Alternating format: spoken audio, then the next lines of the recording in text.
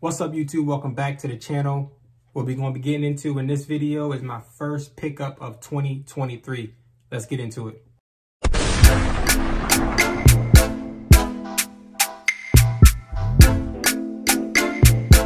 All right, first pickup of 2023 is going to be that PSA Rock chambered in 5.7. This gun is clear, nothing in the mag.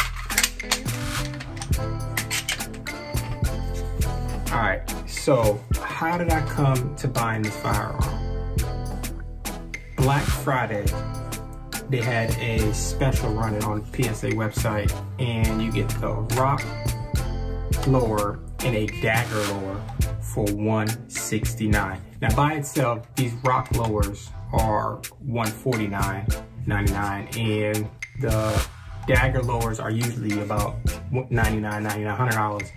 So two lowers for $169.99. Couldn't pass it up. Now, that also being said, I probably have the cheapest Rock build and the cheapest Dagger build, which I'll see in the next video. But this one, we're talking about the Rock. The cheapest Rock build, I've roughly got about $420 in this gun. Now, we're not including the optic. We're not talking about the optic at all. But $420 on everything you see except for the optic. How? So, matter of fact, before we get into all that, the cheapest PSA Rock that you can get on their site is a base model with no threaded barrel, no suppressor height sights, no thread cuts. It's gonna run you $499.99 for a complete gun, $500. Now, to get something remotely close to this, you'll get the threaded barrel, suppressor height sights, and optics cut. I didn't mention that. The first one didn't have the optics cut. But with the optics cut and everything else, except for the slide cut, $599.99, $600. That being said, I got roughly $420 in this build. Like I said, the two frames came about, I say $100 for the Rock frame and about $70 for the Dagger frame when you split it up. Of course, you wouldn't be a straight split down the middle because the Rock frames are more than Dagger frames. But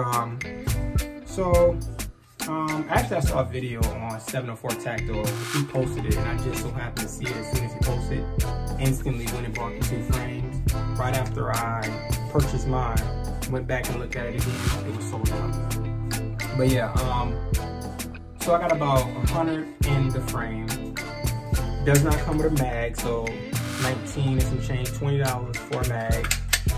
And the slide I got is, I just mentioned everything that's on it, was $299. Now I could have got a plain slide for $199. It didn't have any of the features, but excuse me.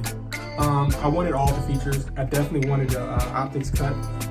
This is shield optics cut, but it does come with all the plates for just about every optic you can possibly think of. So yeah, I got about $420 in this, and definitely a big fan of the 5.7 cartridge.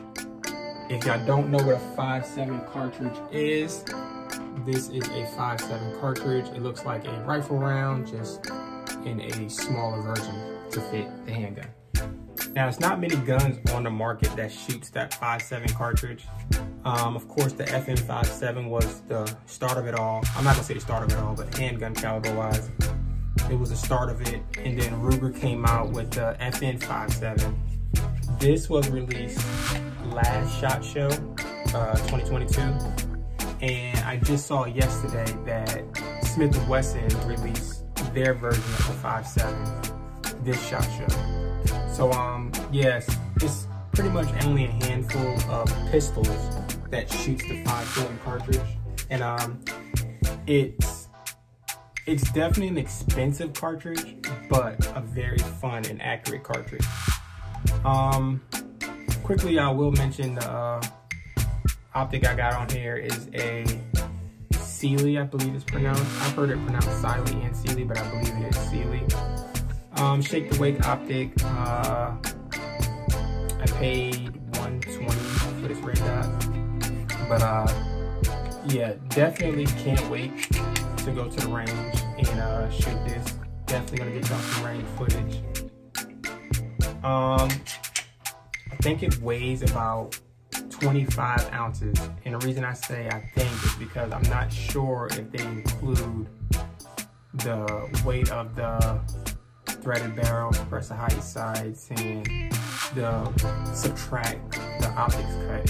So I'm not 100% sure on what it is, but it's roughly around 25 inches. I mean, wow.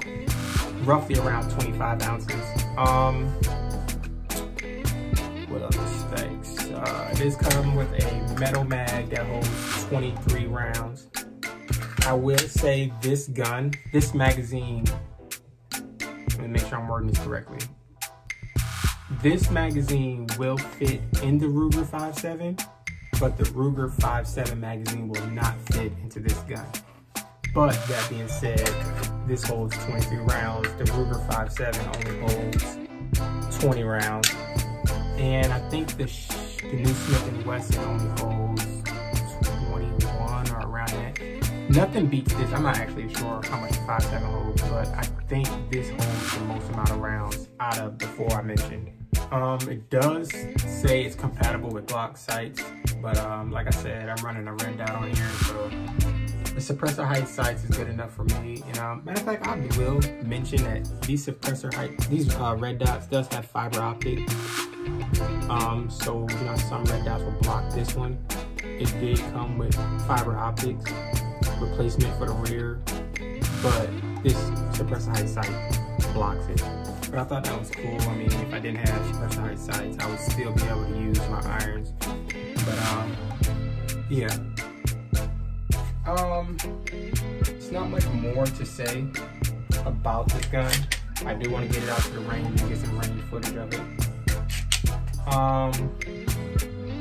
So yeah, that's gonna be my unboxing, or not really unboxing, but first pickup of 2023. Y'all stay tuned. Like I said, I got another pickup where I pretty much explain what it already is, and we definitely gonna get out to the range and shoot these guns. So if you're not, subscribe to the channel, and I'll catch y'all next time.